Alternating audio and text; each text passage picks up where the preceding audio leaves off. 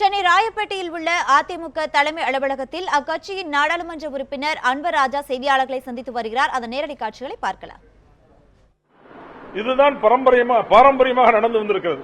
ஆனால் நேற்றைய தினம் நடந்த அந்த நிகழ்ச்சியும் இன்றைய தினம் அண்ணா திராவிட முன்னேற்ற கழகம் இருக்கின்ற நிலைமையும் பார்க்கிற போது இவ்வளவு பெரிய பச்சை துரோகத்தை அதிமுகவுக்கு இவர்கள் செய்திருக்கிறார்கள் என்பதை நினைத்து பார்க்கும்போது மிக வேதனையாக இருக்கு. என்னை போன்ற எம்ஜிஆரின் பக்தர்களுக்கு மிகுந்த வேதனையாக இருக்கிறது. அம்மா அவர்கள் எவ்வளவு பெரிய உச்சத்தில் நம்மை கொண்டு போய் வைத்திருக்கிறார்கள் என்று நான் ஏற்கனவே சொன்னேன். அப்படிப்பட்ட அம்மா அவர்கள் மறைந்து 100 நாட்கள் கூட ஆகவில்லை.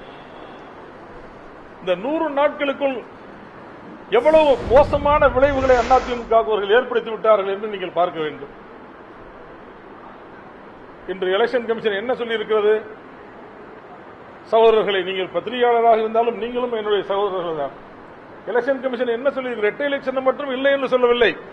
அதிமுகவின் கொடியவே நீ தூக்கக்கூடாது, அதிமுக கொடியை நீ கட்டக்கூடாது, அதிமுக கொடி உன்னுடைய அடையாள சின்னம் இல்லை, அதை பயன்படுத்தக்கூடாது என்று தேர்தல் கமிஷன் சொல்லி இருக்கிறது. இவ்வளவு பெரிய ஒரு துரோகத்தை ஓபிஎஸ் போன்றவர்கள் செய்யலாமா? 2 முறை முதலமைச்சராக உங்களை அம்மா அவர்கள் வைத்து அழகு பார்த்தார்கள். சின்னம்மா அவர்கள் கடைசியாக அம்மா அவர்களின் மறைவுக்கு பிறகு ஓபிஎஸ் நீங்களே முதலமைச்சராக இருங்கள் என்று சொல்லி 3வது முறை சின்னம்மா அவர்கள் உங்களை முதலமைச்சராக்கினார்கள். இதற்கு பிறகு நீங்கள் எலெக்ஷன் கமிஷனுக்கு சென்று யாரோ சொல்கிறார்கள் என்பதற்காக,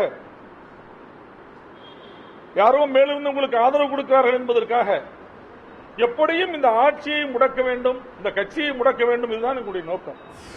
அந்த நோக்கத்தை இப்போது நிறைவேற்றியிருக்கிறார். ஆட்சி அவர்களால் முடக்க முடியவில்லை. ஆனால் கட்சி இரட்டை இலை சின்னத்தை இன்று முடக்கி மிகப்பெரிய துரோகத்தை இந்த கட்சிக்கு உருவாக்கி இருக்கிறார். புரட்சித் தலைவர் எவ்வளவு பெரிய தலைவர் இன்றும் கூட நான் சொல்ல விரும்புகிறேன். சமுதாயத்தில் மாற்றம் வேண்டும் என்று எல்லோரும் சொல்லியிருக்கிறார்கள். மிகப்பெரிய மகன்கள் எல்லாம் சொல்லியிருக்கிறார்கள், கவிஞர்கள் சொல்லியிருக்கிறார்கள். அவர்களால் சொல்ல முடிந்ததை தவிர அதை செய்து காட்டிய தலைவர் புரட்சித் தலைவர் எம்ஜிஆர் அவர்கள்தான். சாதாரணமாக மதங்களால் செய்ய முடியாத மாற்றத்தை, மிகப்பெரிய மகான்களால் செய்ய முடியாத மாற்றத்தை ஒரு சாதாரண மனிதராக இருந்து இந்த தமிழ்நாட்டில் ஒரு மிகப்பெரிய சமூக மாற்றத்தை ஏற்படுத்தியவர் புரட்சித் தலைவர் எம்ஜிஆர் அவர்கள்.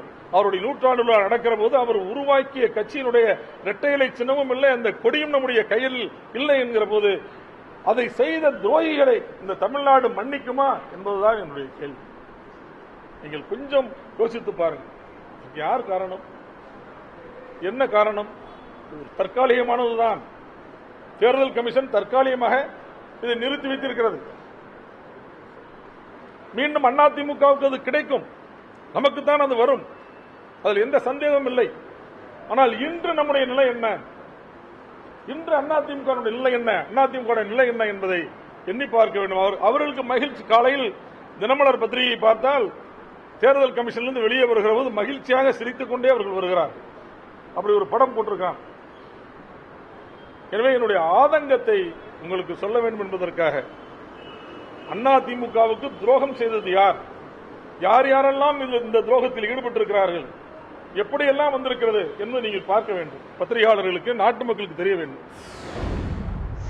நம்முடைய மைத்ரேயன் அவர்கள், பாண்டியராஜன் அவர்கள், இவர்களெல்லாம் எங்கிருந்து வந்தார்கள்? வந்த இடத்திற்கு போயிருக்கிறார்கள். வந்த இடத்திற்கு நம்முடைய சகோதரர்களை அழைத்துக் கொண்டு போயிருக்கிறார்.